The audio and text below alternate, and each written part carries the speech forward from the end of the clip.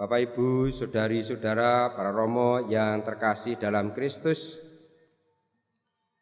dalam doa prefasi Hari Raya Santo Petrus dan Paulus didoakan demikian.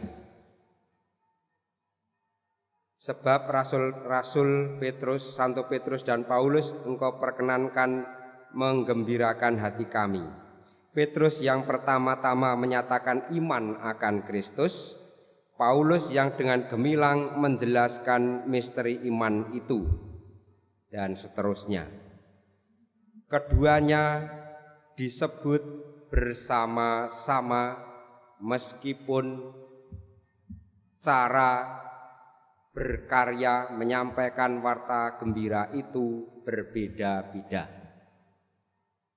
Sangat menarik khusus untuk kita semua umat paroki Santo Paulus Sendangguwa ini merenungkan mengenai Santo Paulus. Santo Paulus sendiri menggambarkan hidup, pelayanan, dan pewartaan Injilnya sebagai suatu pertandingan, lomba. Dalam bacaan kedua kita dengarkan demikian. Nah, saudari-saudara, semangat orang yang bertanding atau lomba yaitu menang atau juara. Bahkan kadang-kadang diwarnai oleh kecurangan. Sepak bola lalu ada pelanggaran. Badminton harusnya masuk dikatakan keluar. Nah, itu kecurangan karena orang ingin menang. Untuk memenangi menjadi juara tadi diperlukan yang pertama melatih diri sampai menguasai, sampai terampil, dan disertai dengan disiplin diri yang hebat, juga semangat yang tidak kendor. Nah, lalu saat bertanding diperlukan orang itu mempunyai keinginan untuk menang, juga tidak meremehkan lawan.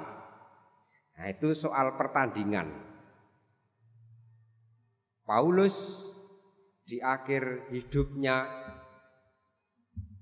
menunjukkan sekarang ini cukup, sudah mencapai garis akhir.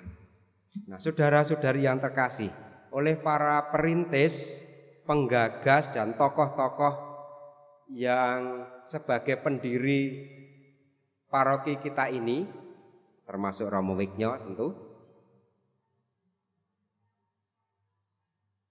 mengangkat atau menyerahkan paroki ini dalam perlindungan Santo Paulus.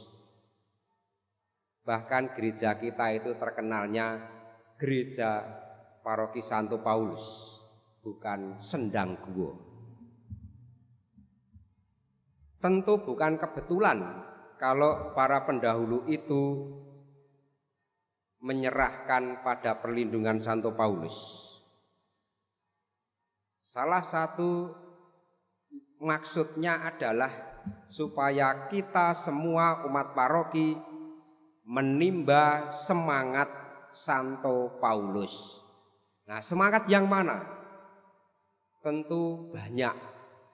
Kalau saudara-saudari ingin mendalami, baca saja kitab surat-surat Santo Paulus dan kemudian kisah para rasul.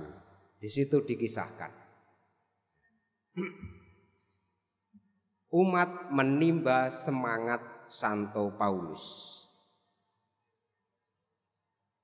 Khusus hari ini saya mengajak saudara-saudari untuk merenungkan gambaran diri Paulus sebagai juara tadi. mencapai garis akhir, memenangi pertandingan hidup. Maka yang dapat kita ambil saat ini, kita renungkan adalah bagaimana kita memenangi pertandingan dalam hidup ini. Lalu saudara-saudari kita semua boleh bertanya, lawannya siapa? Lawan yang nampak dalam zaman ini pertama-tama misalnya gaya hidup. Gaya hidup. Banyak yang hidup atau menggunakan barang-barang dan sebagainya karena gaya hidup, bukan kebutuhan. HP itu sangat mudah sekali. Mungkin bukan lagi kebutuhan tetapi gaya hidup.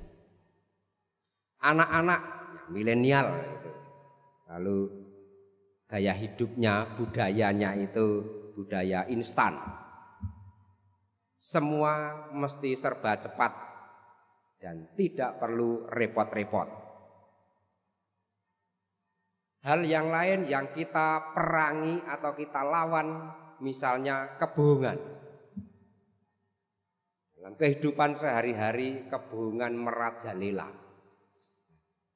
Kalau kita mau menimba semangat Paulus yang memenangi kehidupan, lalu kita perlu memerangi, berlomba dengan beberapa hal tadi.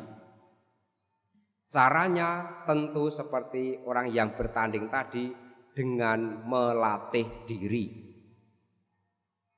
Tempat yang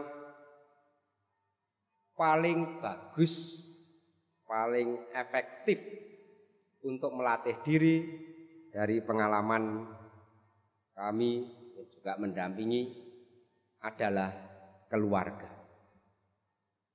Dalam keluarga, anak-anak, semua orang tua dan anak-anak dapat belajar berbagai macam hal. Menghargai, belajar kebersamaan, belajar kejujuran, belajar sopan santun, belajar berdoa bersama. Nah, ini bekal yang dapat kita dapat untuk melawan kejahatan supaya kita memenangi kehidupan ini.